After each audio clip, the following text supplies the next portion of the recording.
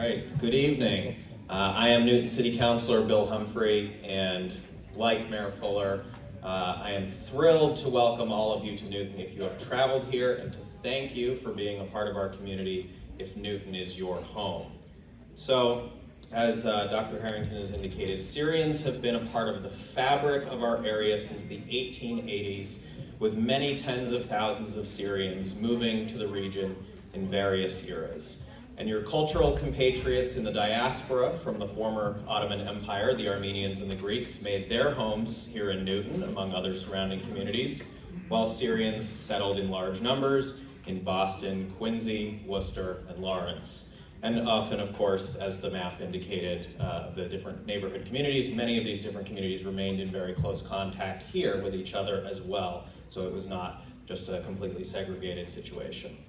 From the very beginning, this thriving Syrian community has been incredibly diverse, from the many different churches and one of the early mosques, reflecting the diversity of the Syrian homeland.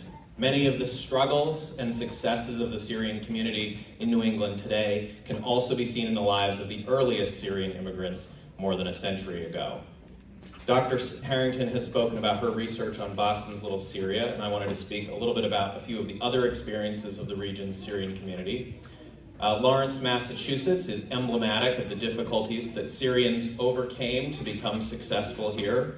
According to Dr. Akram Khater at NC State University, from the 1890s until World War I, thousands of Syrians arrived to the city of Lawrence, overwhelmingly to work in the textile factories, including women and children. Significant numbers tragically died from diseases in the terrible working conditions in densely packed tenement housing. But over 1,000 Syrian textile workers in Lawrence bravely participated in the enormous and nationally famous labor strike there in 1912, which united tens of thousands of textile workers across many different immigrant ethnicities.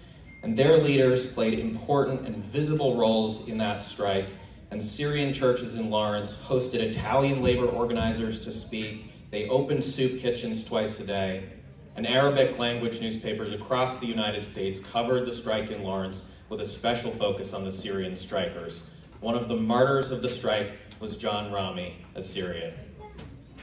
Newspapers were a vital part of the Syrian experience in the United States. Through them, we can see that in the 1910s and 1920s, local Syrians were engaging in the same discussions that you have been having in the 2010s and 2020s about the condition of the Syrian homeland and what its political future should be. Fatat, which was published by Wadi Shakir in Boston, who came here because of the city's intellectual reputation, extensively covered the Middle Eastern front of the First World War, including the horrifying violence against non-Turkish populations, when all the other local newspaper coverage was focused on the Western front. Fatat then published debates on the future of the former Ottoman territories. The newspapers, as you can see, promoted American war bonds, championed the cause of Woodrow Wilson's 14 points, and hoped that an American victory over the Ottomans might finally allow for national self-determination of Syria and beyond. In other ways, too, the experience of being Syrian here in New England a century ago does not sound very different from the experience today. According to Dr. Harrington's research, a 1921 report from the Massachusetts Department of Education on the rapidly growing Syrian community in the state stated that Syrians love to talk about the glory of ancient Syria, yet the Syrian is first and last and always an American in spirit and action. Early Syrian immigrants in factory communities such as Lawrence or New Bedford, or their shopkeeper counterparts in Boston, generally emphasized to their children the critical importance of education. The next generation often went on to hold highly credentialed positions in prestigious professional fields, paving the way for many of the later 20th century Syrian immigrants to do the same. The Syrian community here in Massachusetts from very early on emphasized mentorship and career development. In Boston, the Dennison House helped new arrivals get situated. One of its most famous social workers, who founded the Syrian Mothers Club, was the world-famous aviation pioneer Amelia Earhart. And as was previously mentioned, the poet Khalil Gibran also began his artistic journey there. Today, the Syrian community here in New England has the opportunity to connect with career mentors in much the same way through the hosts of tonight's event, the Syrian American Network, and we'll be hearing more on that in just a minute. But I would not be complete in recounting the Syrian American community's tremendous contributions to New England without very briefly mentioning the real reason that we're here tonight, the food.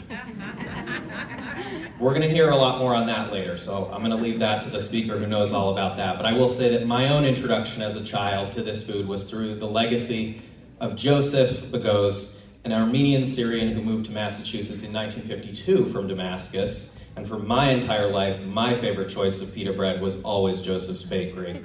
And I know that we can all count on some truly delicious food this evening. Thank you so much.